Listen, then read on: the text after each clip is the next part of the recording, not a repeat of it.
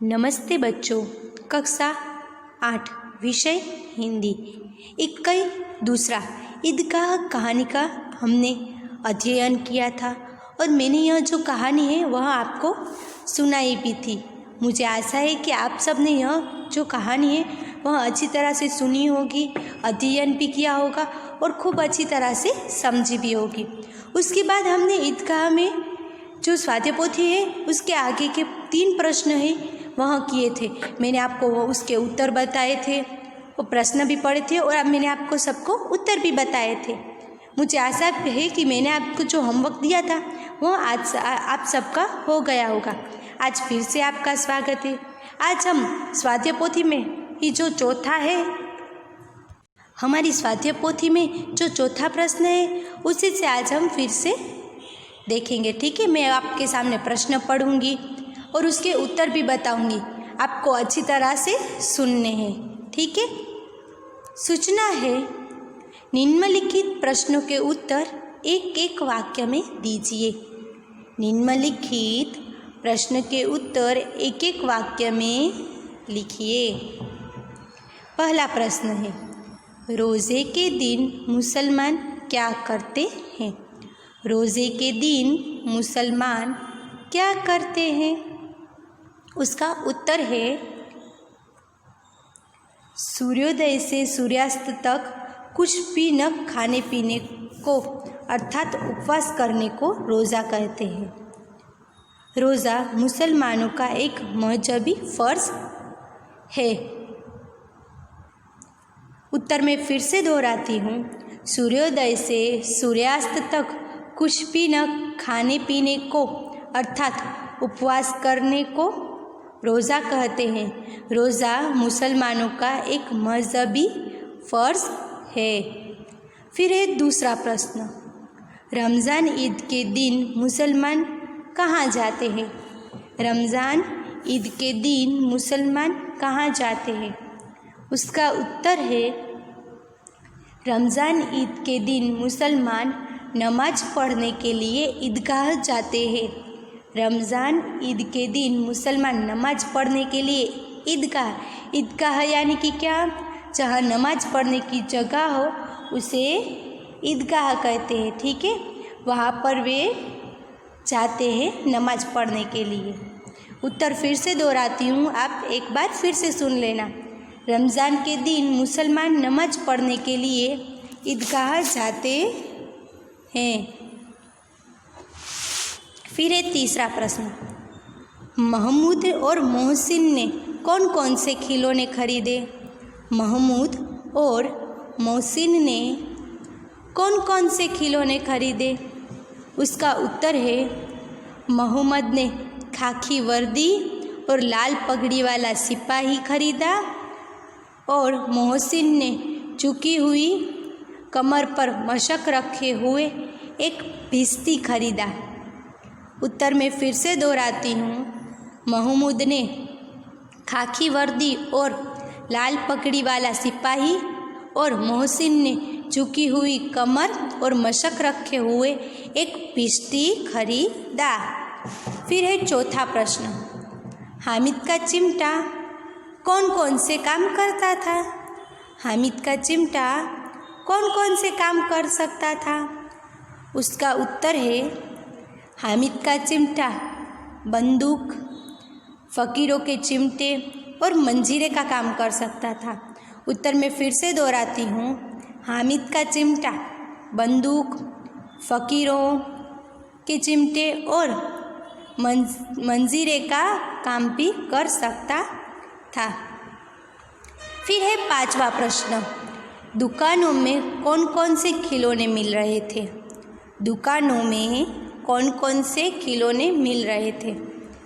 उसका उत्तर है दुकानों में सिपाही, गुजरिया, राजा, वकील, भिश्ती, धोबिन आदि मिट्टी के खिलौने मिल रहे थे।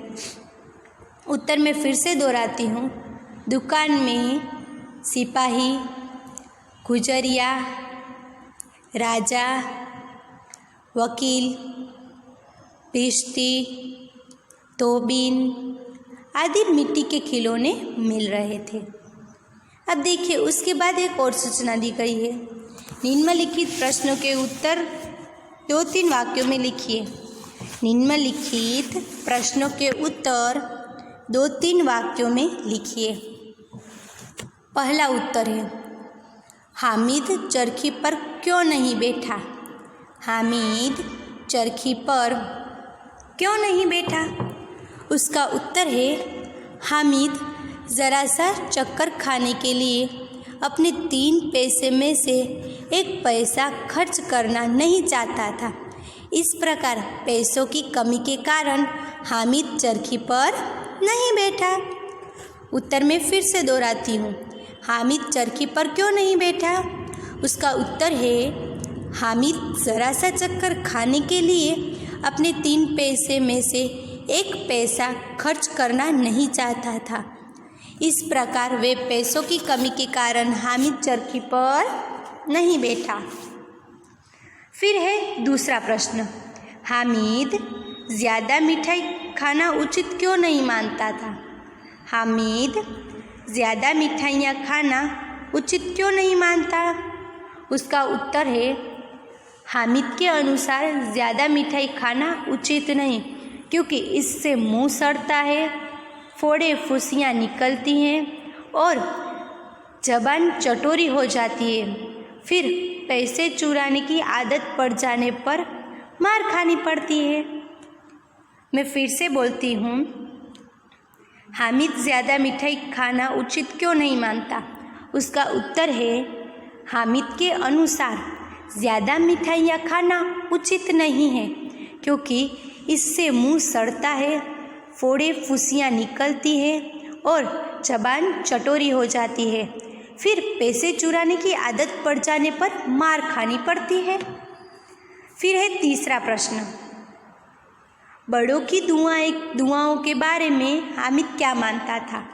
बड़ों की दुआओं के बारे में हामिद क्या मानता था? उसका उत्तर है, हामिद मानता था कि अच्छे काम करने पर बड़े लोग दुआ देते हैं। बड़ों की दुआ सीधे अल्लाह के दरबार में पहुंचती है और तुरंत ही सुनी जाती है। मैं फिर से बोलती हूँ, बड़ों की दुआओं के बारे में हामिद क्या मानता था? हामिद मानता था कि अच्छा काम करने पर बड़े लोग दुआएं देते हैं और वह जो बड़े लोग दुआएं देते हैं वह सीधे अल्लाह के दरबार में पहुंचती है और तुरंत ही सुनी जाती है। फिर है चौथा प्रश्न, अमीना ने अपनी छाती क्यों पीट ली? अमीना ने अपनी छाती क्यों पीट ली? उसका उत्तर है, अमीना ने अपनी छाती पीट ली क्योंकि हामिद ने सुबह से कुछ खाया पिया नहीं था। मेले में खाने पीने की कोई चीज़ न लेकर वहाँ लोहे का चिमटा ले आया था, इसलिए अमीना ने अपनी छाती पीट ली थी। उत्तर में फिर से दोहराती हूँ, अमीना ने अपनी छाती क्यों पीट ली थी? अमीना ने अपनी छाती पीट ली थी क्योंकि हामिद ने सुबह से कुछ खाया पिया नहीं था। मेले में खाने पीने की कोई चीज़ न लेकर वह लोहे का चिमटा लाया था, इसलिए अमीना ने अपनी छाती पीट ली थी। चलो बच्चों, हमने यह जो प्रश्न है वह समझे और मैंने इन सारे प्रश्नों के आपको उत्तर भी बताए। अब आपको भी होमवर्क में आपकी हिंदी की स्वाध्याय पोथी में यह सारे प्रश्न के उत्तर आपको लिख के आने हैं, ठीक है?